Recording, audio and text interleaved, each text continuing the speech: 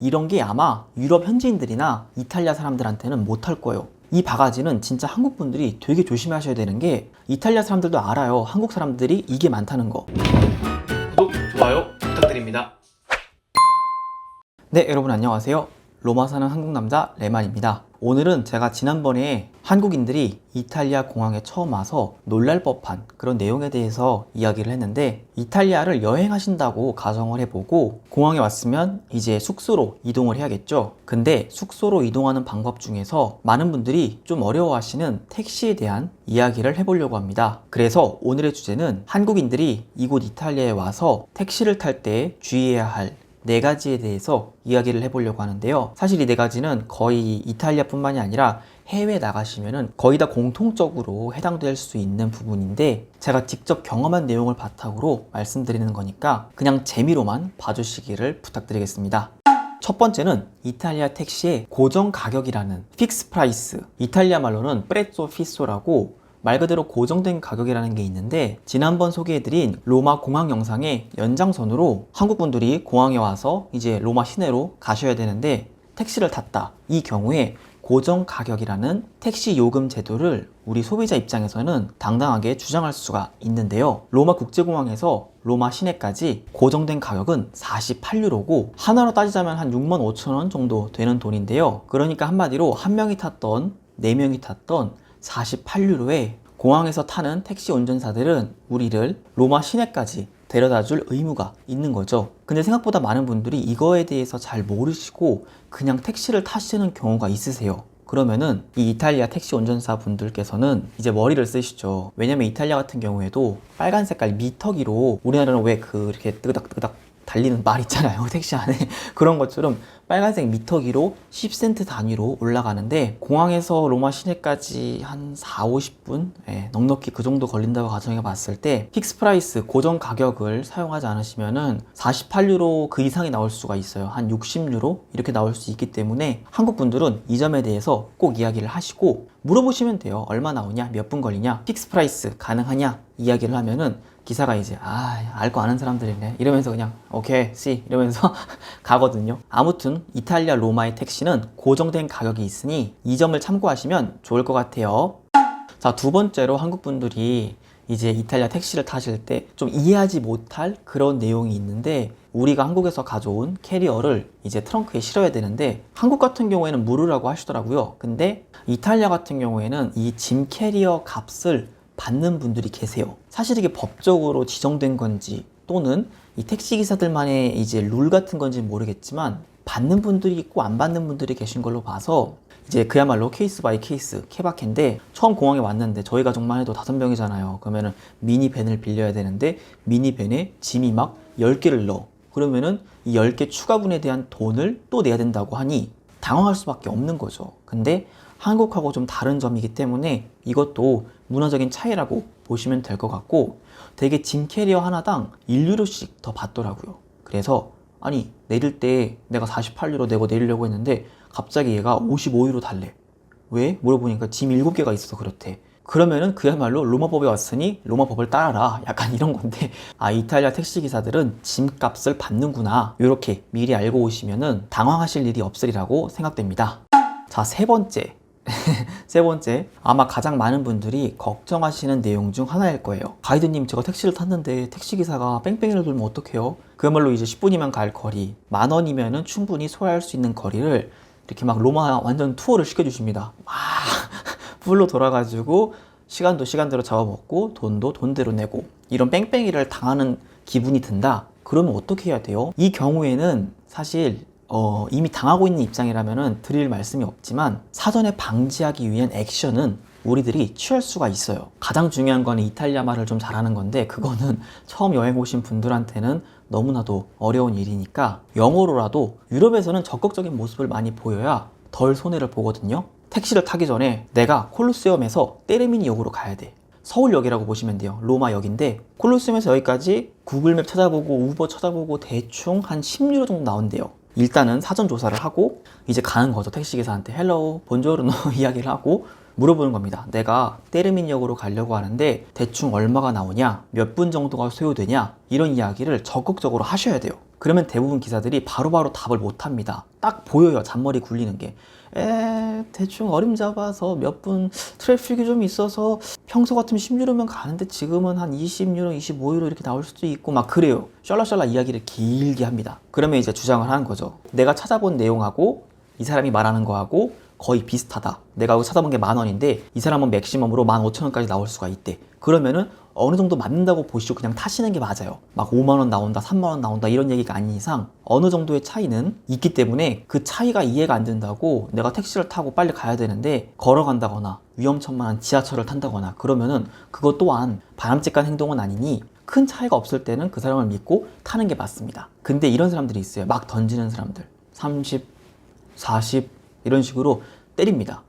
그리고 타려면 탈고 말려면 말아. 이런 식으로 하는 사람들이 굉장히 많아요. 심지어 제가 이탈리아 말을 하는데도 불구하고 그런 식으로 밀었다 놨다 하는 사람들이 많습니다. 그 경우에는 그냥 다른 곳에 가서 타신다거나 그 사람은 피하는 게 좋아요. 왜냐면 딱 봐도 바가지인데 우리가 굳이 3, 4배 내가면서 차라리 그 돈으로 맛있는 스파게티 저녁을 먹지 그분한테 줄 의무는 없잖아요. 아무튼 뺑뺑이를 방지하는 방법 중 하나는 택시 타기 전에 목적지를 이야기하고 대충 가격이랑 시간을 물어봐라. 이분들은 맨날 하시는 분들이라 이거를 알아요. 예. 자, 반대로 내가 택시에 탔는데 지금 구글맵을 보고 있는데 이 사람이 완전 뺑뺑이 도네. 지금도 도착했어야 되는데 아직도 10분 남았대. 이러면 좀 초조할 수도 있고 불안하기도 하고 무엇보다 해외다 보니까 이 사람이 어디로 데려가는 거 아니야? 그런 생각도 들 수 있고 좀 그렇잖아요. 미터기는 막 적토마 달듯이 막 올라가고 뭔가 당하는 느낌이 든다. 그럴 때는 액션을 취해야 합니다. 근데 액션을 취하고 싶어도 막 따지고 싶어도 막말로 내가 영어도 안 돼. 이태리 말은 더 안 돼. 그 경우에는 정말 난처하죠. 그래서 이때는 할 수 있는 게 혼잣말을 하는 거예요. 기사님들도 사람이다 보니까 계속 이렇게 눈치를 본단 말이죠. 가끔 눈을 마주쳐요, 저랑도. 자기가 지나친 뺑뺑이를 돌고 있으면은 어쩔 수 없이 심리적으로 보는 거죠. 손님의 반응 같은 거를. 그때 이제 막 뒤에서 내가 한국말로 혼자 떠드는 거죠. 일행이 있으면 더 좋아요. 예를 들면 홍길동이랑 친구랑 같이 있는데 야 길동아 구글 맵 보니까 2km 남았는데 이런 식으로 마치 내가 지금 시차 때문에 정신줄 놓은 게 아니고 지금 이 택시에 대해서 온갖 집중을 하고 있다. 당신 뺑뺑이 돌면은 가만 안 두겠다. 이런 눈빛으로 이제 막 혼자 떠들고 그런 식으로 좀 적극적인 모습을 보이면은 그 사람이 지나친 뺑뺑이를 돌 수가 없어요. 당연한 거죠. 택시기사 입장에서도 계속 이렇게 보는데 뒤에서 막 구글맵, GPS 막 이런 얘기하고 막 언제 도착해 아씨 하면서 막 18 하고 막 우리나라 말이 또 세잖아요.